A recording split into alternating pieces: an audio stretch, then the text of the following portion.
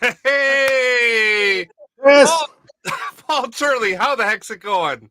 great. Hey, I appreciate the invitation. Look forward to this. Oh, I'm so happy that we were able to connect and get this up and running. We have had a crazy, I think it's been 9 months since our last uh, video that we were able to do together. And Yep. I'm, Yeah. uh, Power BI boys. No, yeah, it's the Power BI brothers. Brothers yes, from yes. different mothers. Which patent pending, apparently that's already a thing we totally stole from someone. And the lawyers got involved. It got crazy. It's fine though. I love your energy, Chris. I want to channel it. I want to tap into your creative power and your energy. I love what you do. I love your format. It's infectious. Well, thank you You're a so good man. much. I'm so glad that you're here, and I'm so glad that everyone's here because, frankly, it's you guys that give me the energy and the power to keep doing this stuff every single day. So, thank you so much for joining us today. And if you're in the Friends chat in the before, chat. I see a lot of names here that I recognize. right? Christina and yeah, Yeah, Donald. Good to see you, Donald. yeah, and of course, Miss Belinda Allen. Hey, girl, how you Miss doing? Belinda. Oh, she is one of my favorites out there, and I mean, so many good people. James, Dan, how's it going? I think Dan is a wonderful community member. In fact, I got to throw this up because I think we have SML for life. Uh, got to at least mention that. Have you been on SML, Paul? Not, no, no. Oh my. Oh, we're gonna have to have you on. That's a fantastic Saturday morning conversation. We just said like I mean, sometimes there's specific topics, but generally it's very free form, collaborative type of thing. So it's just I tell you, absolutely lately wonderful. I rarely miss the guy in a stream or the guy in a cube live stream, which is at 7:30 a.m. my time. Uh, But I am usually either going on a hike or walking my dogs or so lately I've not been glued to a computer, but I can sure. actually listen to the live stream in my car. It's a little Yep. hard to text when you're doing that or on the phone. I mean, we can be connected pretty much anywhere we are. I, But I completely agree, and that's something that honestly I've done with SML and I've done with the Guy in Cube live stream, and hopefully there's some of that going on right now because hopefully we're on in people's cubes and people are just like listening in on this conversation, tuning in and dialing in when they have specific questions or items, but just listening because the topics are so diverse, but yet still relevant and on topic too. I So think a lot of that has to do with just the expansion of the platform. There is just so much. yeah, I had yeah. I had invited Amir Nets. I know that you had a conversation with Amir not long ago about Yeah. the pending general availability of the Fabric platform, and I said, Amir, what is Fabric? Describe in a few words what Fabric is, and he couldn't. All he could say was Fabric is amazing. There's so much to it that you Yeah. can't really describe it. It's so much more than Power BI, but it's Power BI times 1,000. Yeah. I mean, you can do anything. You can You, do you anything. you are spot on. And along those lines, I just want to, because I think we're about to just dive right into this stuff. So I want to get a couple of ground rules out there. For those that are on the stream or have been tuning in watching the stream, we follow Guy in the Cube rules, or the Matthew Roche rules that he publishes every time. Please prefix all questions with a Q so that you can get them queued up and we'll get them answered. Um, we're pretty good at that. It's very easy for me to do that. Paul, don't worry about watching the queue. I'm happy to monitor and do that and pull those things aside so you don't have to do that. And please do not repeat questions or spam questions that causes just problems. So we've got moderators that are in there that kind of block and prevent those things. So do hold off on that stuff. So generally speaking, though, we got a good group of people here. So not a lot that we have to worry about. But yeah. For those of you who don't know, I want to introduce you to Paul Turley. Paul Turley is the GOAT. He is the greatest of all time when it comes to working and in the data space and sharing his learnings, his knowledge with other people.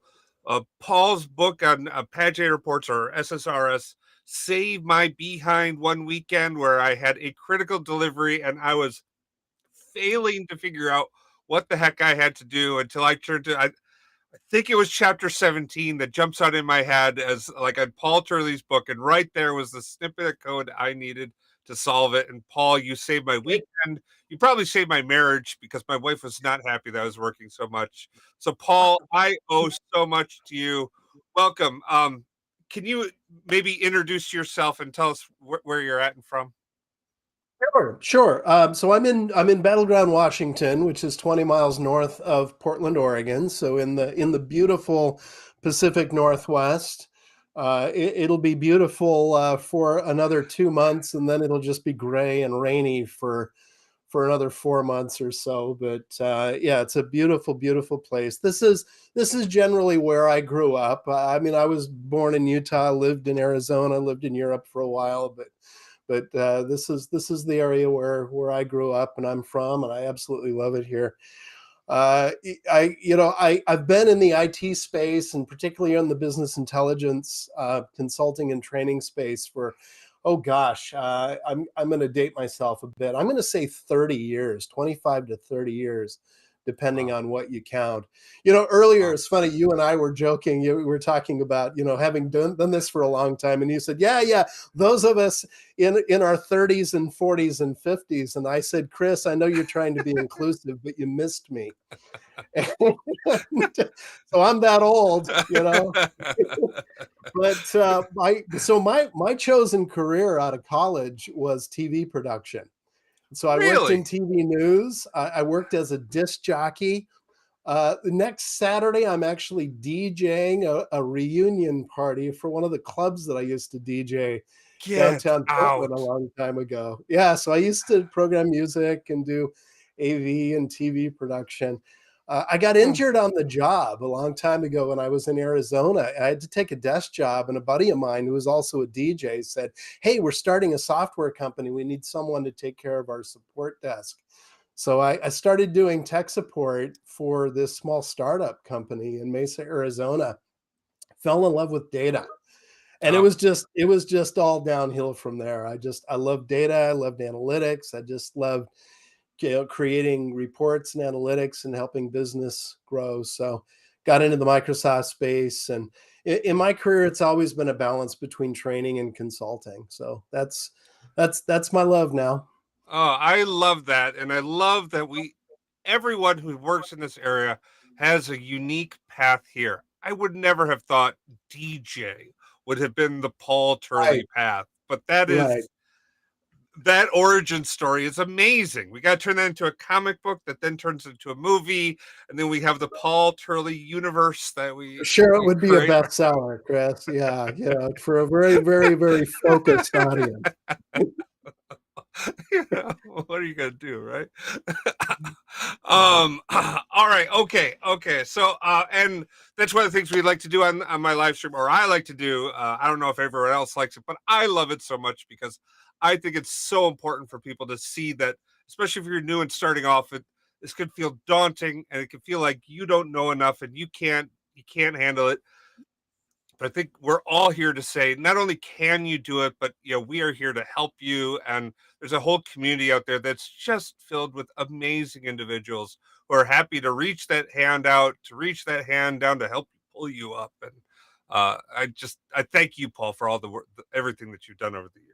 So, I thank you. It's about community. I have learned to believe truly in the spirit of community. And mhm.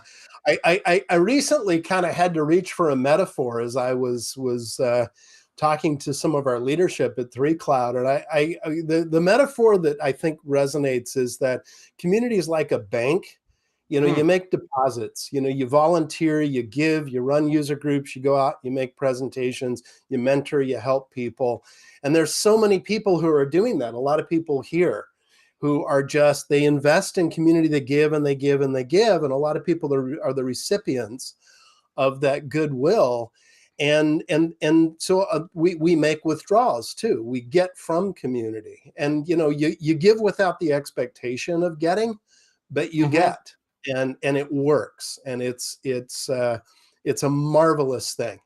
Yeah. there are no strings attached, but Mm-hmm. we get so much from the friendships, the networking, the associations, and the relationships that we make. You and I've connected years ago, and there's just so many people traveling to Europe in January, and there are couple dozen people I can immediately reach out to and say, hey, where do I go? I'm driving through Germany and Austria, and okay, come and stay with us, and we'll give you a tour. And it's just so cool to Oh, be that part of is this awesome. community. Well, we are in the middle. This is our lunch and learn. So please, if you're out there, grab your lunch, grab a slice of pizza, grab some Chinese, heat that stuff up, grab a protein bar, grab your cup of coffee or drink, and let's take that communal sip and let's dive into this here. All right. All right. So, Paul, you have something I want to make sure we hit on a couple things before we dive into this topic. Number one, you've got a big conference coming up here. Is that right? Yes. Yeah. So the company that I work for, 3Cloud Solutions, are sponsoring a free conference. It's our Envision Virtual Summit. And a number of our people are speaking on all things Azure. That's what we do. That's why we're 3Cloud. We're 100% Microsoft Cloud, Azure. The group that I help direct and manage is all business intelligence and data and analytics. But I will be presenting at the Envision Virtual Summit along with a number of my colleagues from 3Cloud. So wanted to make you aware of that. Oh, So that's please sign fantastic. up and register. Yeah, and links are in the chat, so you can go ahead and click on this. And we've got a list of things of where to find you. Right. Too. Now, and I have to admit that I just, as we were talking, I just put this post together because this is all on a whiteboard right now up on my right, very old school. And so these are my speaking engagements, user groups, pre-conferences, conference talks that I'm giving over the next few months. So I just spoke at the Bay Area Power BI platform meetup, and that session was recorded, so you can actually just go to that link. And I don't even know. I don't even have this on my calendar. I know I'm speaking at our local Power BI user group in October sometime, and I just reached out to the organizer and said, "Hey, send me the meeting invite because I don't have it on my calendar." So that's coming up. Anyway, so I won't go through all of these, but you can go to my blog, and this is actually the most recent blog, and I will update these with links.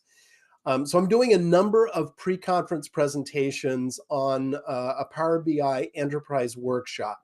If you're interested in learning how to use Power BI in an enterprise sense, applying best practices and patterns that will endure to create future-proof enterprise scale Power BI solutions, modernized with Fabric, as we're expecting Fabric to be released soon. I'm doing that in the Silicon Valley in October, on October 20th. It's a full day pre-conference. This is a paid event, but it's very affordable. I'm doing it in Austria, in Vienna, and then again in Atlanta. They haven't announced the Atlanta SQL Saturday date yet, but that should be coming up. So anyway, go to my blog and I'll update this with links and any other information.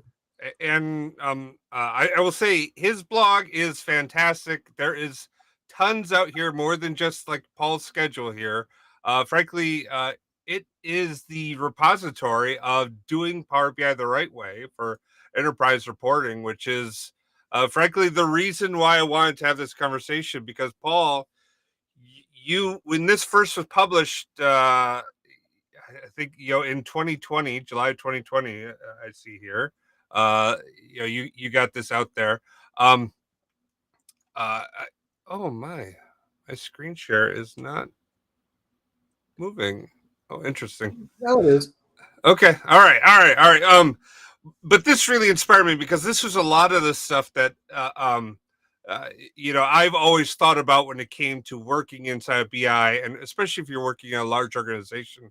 There's so many things that we need to think about in preparing our solutions so that they're not these albatrosses uh, that hang around people's necks. And you've done a lot of thinking in the BI space, and you've got this out there, but with Fabric, we've suddenly introduced this all of these new tools and these new capabilities where I think a lot of these principles still apply.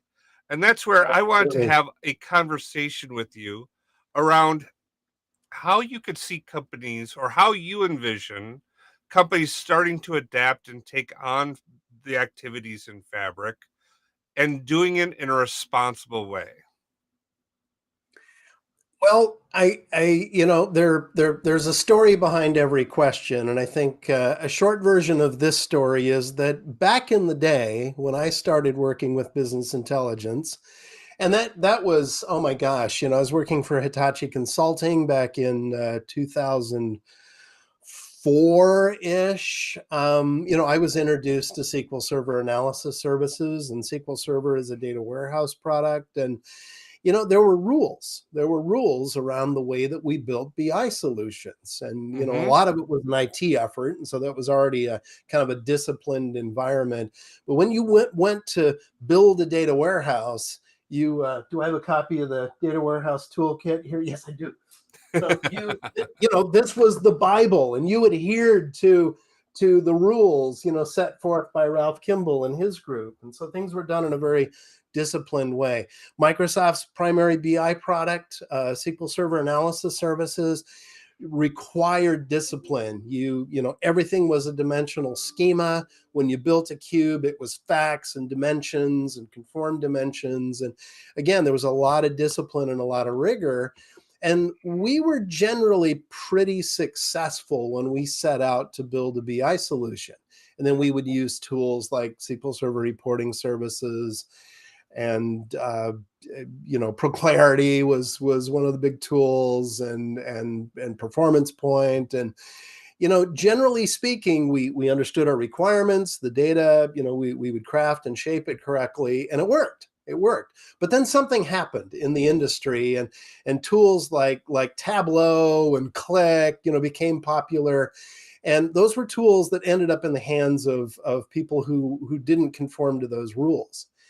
And for smallish projects, when you just needed to create a dashboardy style report, based on an Excel spreadsheet, or a few text files in a folder, worked just fine. When you try to evolve that into an enterprise solution, to deliver analytics for thousands of users, didn't work. It was chaos. It was just, madness. Cats and dogs sleeping together. Just where that come from? Ghostbusters, I think. Bill Murray, But classic. right. But suddenly we were working without rules. And that was the essence of self-service BI, was to put this power into the hands of the masses. And it worked on a small scale. But then when we tried to take Power BI solutions that had evolved in this undisciplined way, and they evolved them into enterprise solutions, guess what? Don't work. Yep. And so my mission really was to get us back to, if we can think about building Power BI or building BI solutions using modern solutions or using modern tools, but do it in a disciplined way, then those solutions can endure, and we can populate tables with hundreds of millions or billions of rows, and we can slice, dice, and let requirements continue to evolve and manage scope. But you got to do it right, or it just ain't going to work. And Yeah. that's been my mission. Well, and I think there's been one of the big things I think Power BI brought was not just that anyone could use it, but you could have anything come out of it, because that's kind of what Tableau had, right? Tableau, Click, and a handful of others just dumped data in, and you could create a solution on top. But the scalability wasn't there. I think Power BI's uniqueness and what's given it long legs is that it's been built upon enterprise grade backend tooling and code bases.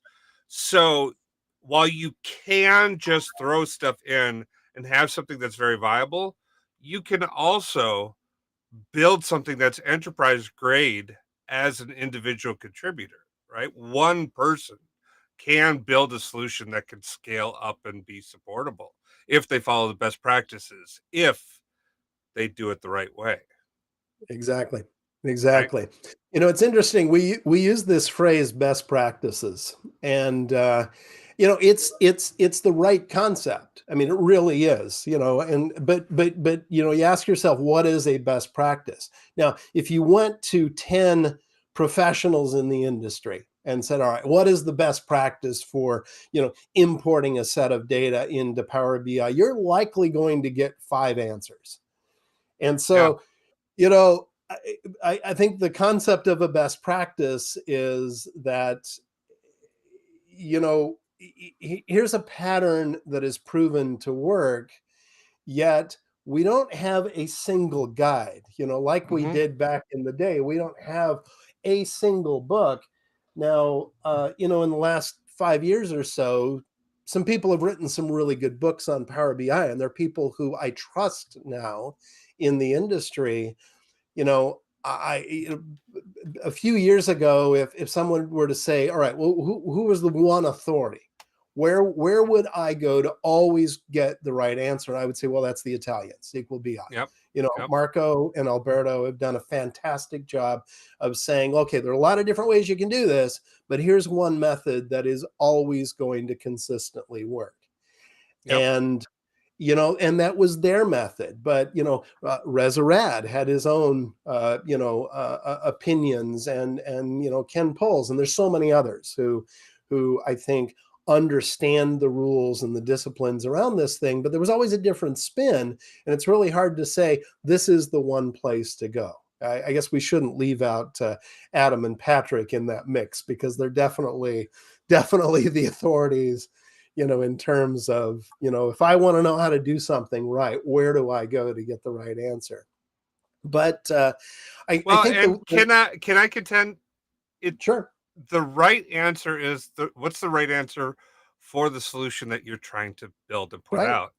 In Right. fact, oh, why does that? Oh, did I know it's wrong here. You're just I, pushing buttons randomly, yeah, my at this friend. point in time, it's just gotten crazy here. I have a well, whatever. I've got a presentation tomorrow where I'm talking BI solution algebra with uh oh my gosh, Reed Havens. And Uh-huh. because I think it's a formula that you can create and leverage as to how much best practice you choose, how much you choose to build into a solution, because each situation is going to be unique and there's a whole bunch of variables you have to take into account when you choose the right solution for for the situation. Yeah. If it has to be delivered tomorrow, I got to tell you, it can be done, but you're going to like abandon all hope when it comes to best practice, or abandon most of the best practices to get that out the door, right? So I think I'll there's a tell you, lot of things that come into play here, right? if there's anybody watching right now who don't regularly attend the Guyana Cube live stream, we long discussions, we get into the weeds on a lot of topics. I have this really esoteric problem, so really weird structured data, and how do I, what's the right solution for me? And if there's a theme there that we could take away, it's all right. Well, a lot of times it does depend, and of course you make a joke about that, and there's the it depends, dollar jar. Every time they say it, you got to put $1 in the jar. Yeah, that happens. And in consulting, in this work, there's always going to be, well, it depends on your specific requirements. But it often boils down to some very, very simple things. One, star schema. Yep. That is the number one answer that I usually give, and I typically hear from those authorities is, hold on, you're trying to do something really weird in DAX. You've got this really complicated formula and it's not performing well. You probably haven't modeled your data correctly. And, and behind that, another very, very common problem is you're having to manipulate data too much before you get it into your model. So why don't you start with correctly structured data? If we can push the transformations upstream, and we can quote our friend Matthew here, transform data upstream as far as possible and downstream as far as necessary. So pound that data into a star schema where it's stored into a data mart or data warehouse or a data lake now, or lake house. The star schema is usually the right answer. I would say 98% of the time. And then everything else gets easy. And when you're doing that, then make sure that query folding works in Power Query. And how do you do that? Well, you either structure it correctly in your tables at rest, or use your database, technology to create things like views. Well, and these are things that we often get pushback on. When I talk to clients, they say, "Oh, our DBA says that we can't create views. Our DBA says that we can't structure our data dimensionally." Well, your DBA doesn't understand BI. Yeah, I would agree, and I think when we look at the Fabric space, now we're starting to extend into that space where the DBAs would primarily have owned and operated, right? That DBA used to be that separate SQL server. That DBA used to be in that separate Snowflake or Synapse or Redshift or other tool and other platform that we were pulling information out of. Fabric, we're now starting to bring those teams together into one space and area to do this work. So, does that conversation become easier when we talk about doing it right? Because we now have line of sight into or we have better line of sight into what the downstream impacts are of our decisions. Because now a DBA could say, I'm not going to put a dimensional model out there. We're not going to do that. And then they can directly see, oh, because of this choice, that meant my BI analysts have done all of these transformations downstream in order to create their BI reports, right? Does Fabric help us in that area, Paul? It certainly does. And let me back up and say it certainly can. Yep. So there's good news and bad news with every innovation. And the good news behind Fabric is that it's a heck of a lot easier to do it right. It's a heck of a lot easier to go get your data wherever it is and bring it into a lakehouse as files. So I can use pipelines or I can use notebooks to just go get my data and dump it into a lakehouse. And what do I have? I've got a bunch of files sitting in a data lake that we call a lakehouse. But the Spark engine treats that as a set of tables. And so now we have discipline and rigor. We can enforce referential integrity. We get compute power. It's compressed because the Parquet format compresses data. And I can treat that as a relational data source. So we can use, again, either notebooks in Python or Spark SQL, or pipelines, just like we've had in Azure Data Factory. We can use those tools to transform that data into fact tables and dimension tables in a lakehouse. And as long as I have access to a workspace with the appropriate permissions, I don't need to bug my DBA. I don't need to have somebody go spin up an expensive database and invest in another SQL Server license. So it's a lot easier to do that. And then as far as Power BI is concerned, that data source is essentially a relational database. So I can create views, I can establish relationships. It all just works, just like the old tech did. But it's much, much easier. Well, now that's the good news. That's the good news. Go ahead and answer your question, but I want to give you the bad news too. Well, I was going to say the other advantage I think is that it brings the technology all into the same frame of reference around cost, total cost of the organization.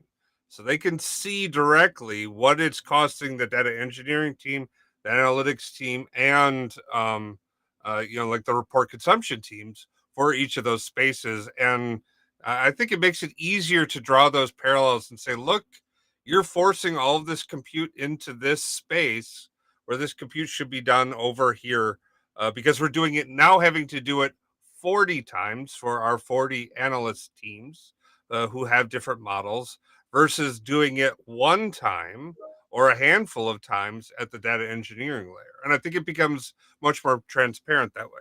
But you're going to put the Sure. counter out there, Paul. What's the counter? Right. Right. Well, I mean, it's, I'll quote Uncle Ben from Spider-Man, with great power comes great responsibility. And we're now putting tools that were very unapproachable for the common person. Data pipelines, notebooks, data storage, all of these capabilities that used to be just in the hands of a DBA or a database developer or a pipeline developer with very, very specific skills, into the hands of pretty much anybody who has access to these workspaces. And you're just saying, hey, go figure it out. Go exercise, the same type of discipline and the same, data engineering rigor that we've had for the past 30, 40 years in this new environment. And a lot of people are not going to do that correctly. There's still rules, there's still discipline, there's still design patterns that should be followed. It's easier than it used to be, but no doubt people are going to figure out creative ways to screw it up. Ain't that true? And I think Greg has a fantastic question here. Greg says, both you and Paul are really, really old. Thank you, Greg. Yes. Thank you for acknowledging our senior status here. We appreciate that. What in your careers have you learned that is not tech related, but that would change the life of someone just entering the field? I actually really like this question. Yeah, I do as well. I want to hear your answer first, Chris. So, my answer is you should always be learning and believe that everyone you encounter has something to teach you, and be that someone that you've met and you're like, oh man, like Paul Turley's the goat. I have a lot to learn from him, but also be aware that the next generation that's coming behind you, they're going to have something to teach you too. So always be open to learn from the people that are around you, and never take on the ego that can come with the experience that your way is the only right way that exists. I shouldn't have let you go first because you just said everything that I had to say. Oh, sorry. I honestly, what was in my head was learn how to learn. Yeah. It's interesting. I mean, you've been going on and on about books I've written and all the stuff that I've done, and that's great. At 3Cloud, I work with a lot of young people. I manage kids who are right out of college. I call them kids. They're very young adults right out of college, interns who are transitioning to their first job. And and I'll point to, oh yeah, I've written these books on T-SQL and SSIS and SQL Server reporting services, and I get this, what are you talking about? Hey, Marta. Hey, Martha. One of my favorite people. She Yes. came and met us in Oslo on the Power BI cruise, and it was a snowy, rainy morning. She's going to be on this live stream in October. We just locked that down. I saw your trailer, which was pretty cool about the no, I'm sorry. That was Ben Ferry. That was Power BI guy. But none of that matters because those are antiquated tools, and that's what we've signed up for. Technology moves very quickly. And so it's not so much about being the expert with a particular product, because 3 years from now, that's going to be old hat. Yeah. But learning how to learn, this should be no secret. I work in consulting. I direct a group at a very large consulting firm, and we go to our clients. They come to us and they say, hey, we have problems that we need to solve. Do you have experts who know Power BI, data modeling, data ingestion, data transformation, blah, blah, blah? Yes, we do. We have people who are very good at those things. The fact of the matter is that it's very, very rare to put somebody in front of a consulting client who will immediately know how to solve every single problem a client has, because the tools are new. The technology is new. The problems are new. The patterns are the same. So be prepared to, build on your experience with confidence, knowing that, you're going to have to reach out to the community and ask for help. There's Ben right there. Yeah. Yeah. But it was like the 5 M's, I think he was talking to Marta about. Can you tell that I have ADD? That was another ADD moment right there. And then every single one of us in this industry has ADD and OCD. It is the hallmark of a good IT consultant, is just to be distracted by shiny things. Well, Yeah, but I've never to stopped your learning. point, And don't be afraid to what's ask new for today help. is going to be old tomorrow, right? Mm-hmm. We're always going to have to be able to go back and learn how to do something that might be legacy, right? Like, how often have you all of a sudden been like tasked with like, oh, and this source system, that's Oracle 8.1, right? Like, oh, we have some old drivers that allow us to connect to it. That's a legitimate thing that companies struggle with and people struggle with, right? When I interview job candidates on a pretty regular basis, and one of the questions that I will always ask. So if you ever apply for a job at 3Cloud, be prepared to answer this question. One of the questions that I always ask is, who are the people in the industry and the resources out there that you rely on, that you go to when you have a technical problem to solve in a particular area? And if somebody says, oh, I Google the answer, I'm sorry, you didn't get the job. But Really? if somebody says, you know what, I know that when I watch Chris Wagner's live stream, or if I go to SQL BI or a guy in a cube, these are people who are paying attention, and they know who the people are who may not necessarily have the right answer, but they understand the patterns and the approaches and are part of that network of true experts who, and to your point, it's not about me. I don't have all the answers, but I know if I've got a problem, I can go to you and you might send me to somebody else. It's not about Googling, because Google's going to give you the answer that you want. It's about relying on this network of experts. Oh, Who that who is can I fascinating. So depend you on? don't know this. This is the first time this is going live, but I'm working on a book for mastering data roles, and it includes over 500 interview questions that this will go Awesome. into. So this is a first preview. Anyone seen patent pending, copyright, all that good stuff, But I think people need to have these questions, and knowing how to work in this space is something that's a big challenge. And I like that question, although I question. I like Google. Always say Google to that, but then I will elaborate and say, and these are the sites I look for in the results, because you'll get lots Right. of sites. Well, yeah, I think Chris, you've done the best job, as far as I know, of indexing all of the experts in your Hmm. collection of, the Council of the Data Gods. And I appreciate that I was included in that very large group of people. I mean, it was a little bit of an ego boost for me, I have to admit. But you've done a very good job of paying attention to all of those experts. And a lot of them are experts in very, very different areas. And when I say, oh, well, here's a short list of people that I rely on in the industry, for the right answers. Well, it's a very, very long and growing list, but you've done a very good job of bringing all of those people together, and I appreciate that. Appreciate the effort. Well, thank you, because you know what? I realized a long time ago I'm not the smartest guy in the room, but I can find the smartest guy and or gal, whatever. I could find them, and if they've thought the thought, I don't need to think the thought that they thought. So I'll just use their thought, and I'm Dr. all Seuss about book. that. What's that? It's like a Dr. Seuss book. That's close. That's exactly right. You could write children's books. Yeah. Oh, I've got a great idea for a children's book, but that's that I'm not leaking. I will not tell that on a live stream.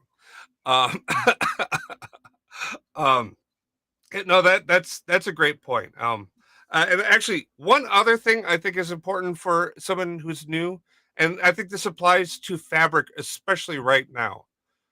Be okay with failing and look and think about what a failure means. Does that mean that there's a problem with the product? If so, is it a critical problem with the product? Is it something that you need to have changed? Is this going to be something that's truly temporary? And like, oh, you know what? This little toggle widget thing doesn't work the way I'd want it to. Okay, maybe we send an email off over to ideas, or there's no feature there, but understanding what that failure means and be able to put the right priority on solving that, I think is so crucial in people's lives, because we can otherwise put an overemphasis on like a failure being an end of the world type thing. I think that's Well, something to be in mindful this of. industry, whether you're a staff developer or a consultant or contractor, we get paid to fail. We get paid to Hmm. make mistakes. Yep. And that's part of the process. And I think we make far more mistakes than write successful code or write things the right way. And I mean, to your point, it's all iterative. Hmm. We've seen the history of waterfall versus iterative projects, and BI is iterative. It just is. And you can lie and say that we're gonna have a set of requirements and we're gonna spend months. We're gonna build something to spec, and we don't do that. We go through iterations, and Oh, in that iteration, when you get full circle, you have to take inventory of what worked and what didn't work and what you can optimize, and you have to be prepared to throw things away and start over. And it's the analogy that I use is my garage. I walk out of my garage and I see boxes and crates full of things that I haven't used in years. It's junk. It needs to be thrown away. And come spring cleaning time, it is time to pull it all out, sort it into stuff I'm going to use in the next year and stuff I need to throw away, have a yard sale, donate, or just dump. And if your Power BI models and your reports are all full of stuff you tried that didn't work or could be optimized, then it's time to put the brakes on and it's time to optimize and maybe even start over. But yes. it's an important part of what we do. Yep. And that's an excellent point. That I think you can always look at any old code, and you should have that frame of reference around it, right? Like, Mm. we completed that X amount of time ago. Does what I know now, can I improve upon that to make it worth the investment of time and energy in rebuilding or rewriting it? Sometimes that answer is no, right? And you just let it be. And other times the answer is yes, we should redo it and you should kill that off, right? Yeah. All right. And Donald, thank you, Donald, for bringing us back, looping us back in to the topic here. What are your thoughts on Direct Lake? And It's good. it's good. All right. I like that. So let's extend that into the topic of hand. When we think about doing fabric right, where does Direct Lake come into play? And what are the use cases that you could see for it, Paul? So I've had a chance to play with Direct Lake quite a bit. We were part of the Trident private preview that started well over a year ago, year and a half ago. And of course, Direct Lake had a lot of promise. Let me explain what it is very quickly for those who may not be intimately familiar with the concept of Direct Lake. So when the decision was made to build Fabric on top of Lakehouse technology, and particularly Delta Lake, the idea is that behind the scenes, all of the data is stored in Parquet files, and Microsoft didn't invent this stuff. It's been open source for a long time. Databricks is one product that's built on top of it. I believe that Snowflake is. So this, these open source technologies and approaches are really what's behind Fabric. And though Microsoft had a hand in evolving it, they didn't invent it. And I'll quote Amir Netz. He said that when we looked at Parquet, we realized, and Delta, when we realized that Parquet and Delta storage essentially were the ideal storage engine for VertiPack, we could take the old analysis services file-based storage and switch it to Delta storage and Parquet files and have a better experience. It's in-memory, columnar store. It's the same thing that VertiPack was built on, which is essentially the essence of the Power BI modeling engine. So Delta Lake, when it evolves and when it's finally released, has the promise of being able to store a much larger volume of data and keep that data in memory, so that we should be able to get very fast responses without necessarily having to import that data from a Lakehouse. I keep wanting to say data lake. From Lakehouse storage into import mode tables within a Power BI model. So, today we have import mode and direct query mode. And once Delta Lake once Delta Lake becomes GA, we're going to have this third option. And it's supposed to be super, super fast. Like I said, we played with it. Under certain use cases, it is, and it delivers on the promise, but it's not quite GA. This is what I'm afraid is going to happen, though. I think that people are going to build models. They may already be existing models, and they may build models where they use import mode, and then they'll get to one table and say, oh, let's use Delta Lake for that table. And so they'll import that, and then you're going to have this soft relationship, essentially a composite model that uses both import mode and direct lake, and you're going to have performance problems between those tables. If everything is stored in direct lake, theoretically, it should be as fast, if not faster, than import mode. So I don't believe we're going to be able to do, well, day one, it's not going to allow for composite models like that. Right. So, and I think you're right. The people, when they go to mix and match, I think that's going to be a challenge. I think I'm going to take another swag at this. So if I think of using Power or Fabric the right way, and when I think about using Direct Lake the right way, I believe there's a layered approach to this. And so I'm going to start with the gold layer, because I think that's going to be the number one aspect when it comes for people using and consuming Direct Lake and Power BI. So your gold layer should be your fully modeled layer with your facts, your dimensions. It should have referential integrity. You should have checks in place to make sure that you've only got one record for each dimensional attribute. That type of a thing, right? And that's where you're going to drive your enterprise reports off of. So that's going to be, all your finance reports. It's going to be your HR reports that are driving, people analytics, right? As I take a step back into the silver layer, I think that there's a use case for Power BI for data engineers as well as analysts for understanding how business rules are shaping up, for doing that exploration.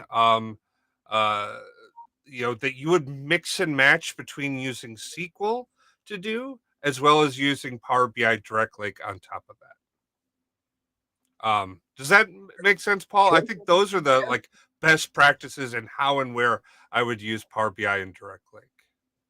I mean, the technology is sound. There's no Hmm. doubt that this is the next evolution of the Power BI modeling engine, and the holistic platform that has the promise of being able to manage larger volumes of data and to deliver highly performant reporting experiences. There's no doubt that the technology is more capable than it's ever been.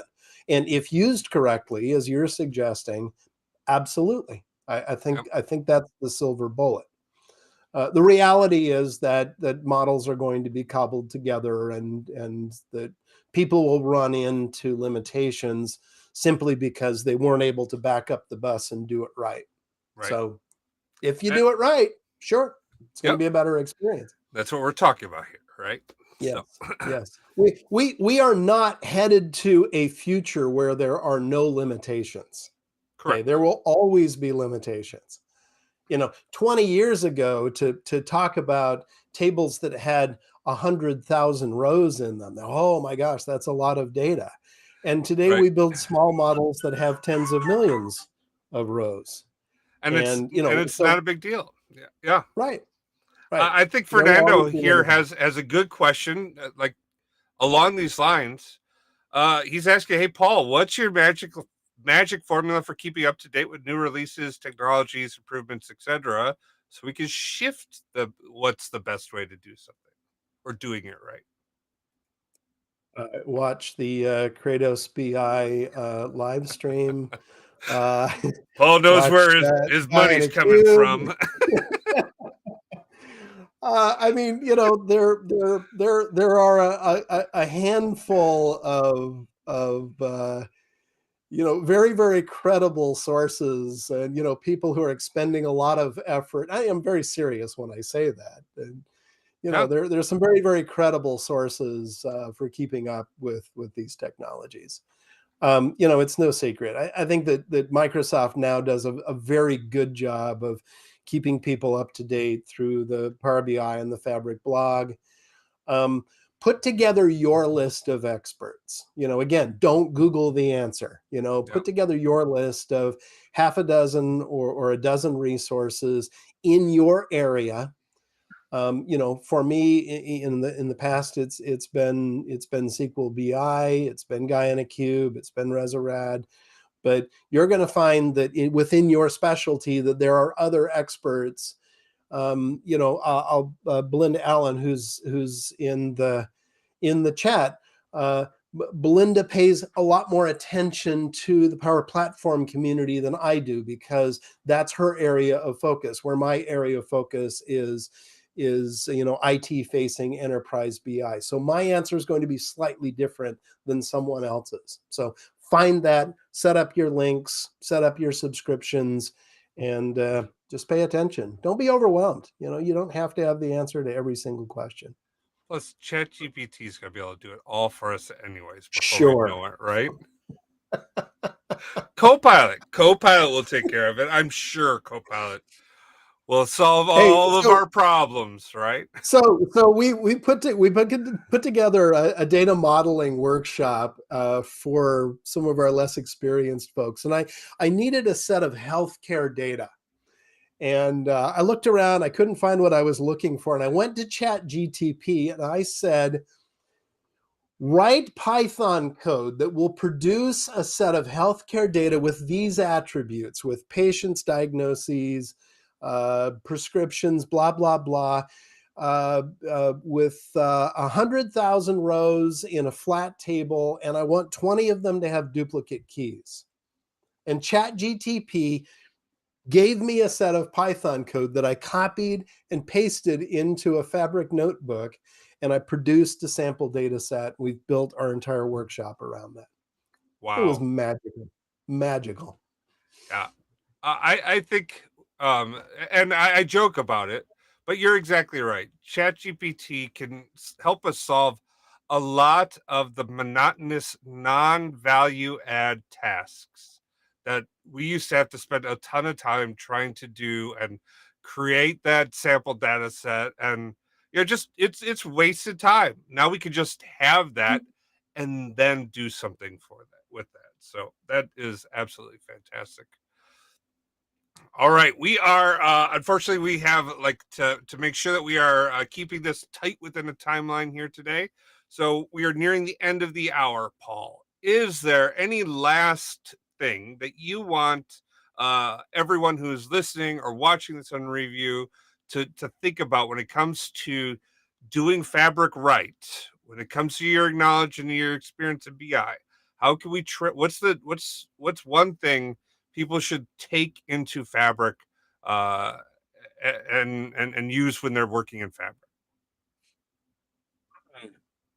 You know, I think that the point that I would make is that just because the technologies are evolving, just Mm-hmm. because we have new tools, doesn't mean that the rules have changed.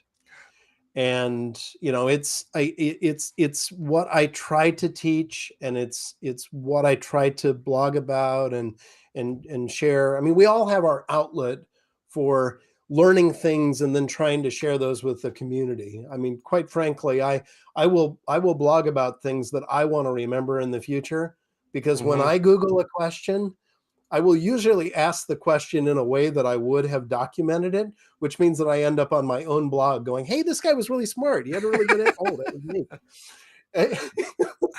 So I think that's the biggest takeaway, is that Fabric gives us tools across the entire spectrum of data management, all the way from ingestion through transformation, storage, data engineering, and modeling, all the way up to analytics, that we used to have to throw over the wall to our data engineers and say, "Hey, go build this thing that I can consume in Power BI." And today we have a unified platform for that. Okay, well, that's great, but the rules still apply. I mean, the medallion layers still exist, raw, bronze, silver, gold. Dimensional modeling, still the right way to do things.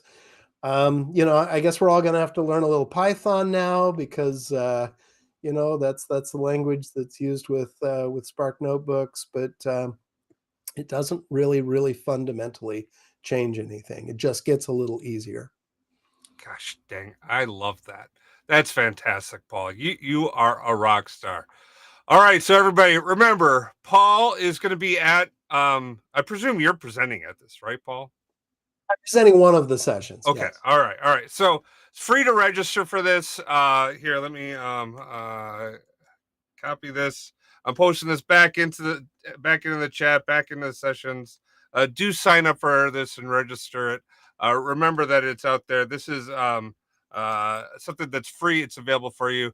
Paul is going to be speaking at all of these different locations. Do check out his blog, SQLServerBI.blog.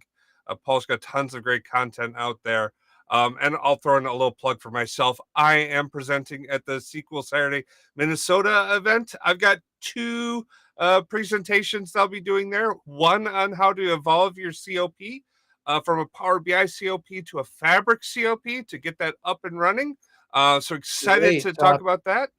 And then we're going to be talking about the data gods or tabular model development with perspectives for the data gods out there. So that is a truly advanced talk on how you can build and engineer tabular models with heavy use upon perspectives and the different use cases for it. So do join me in Minnesota. Talking two sessions right in a row. I got the worst time slots out there. They're all right after lunch. So no, I get it. It's okay. But if you're feeling tired after lunch, I am going to deliver excitement there. So it's going to be good. Impossible for me to sleep through any of your sessions, Chris. You just have so much good energy. All right. Well, Paul, thank you so much. And thank you all for joining us today. You guys have a great day. Peace. All right. Thank you. Appreciate it again, Chris. Bye-bye. Baker Tilly Digital combines strategic industry insight and advanced technical expertise to uncover and solve your digital transformation challenges. If you're interested in learning more, check out our website at bakertilly.com/digital.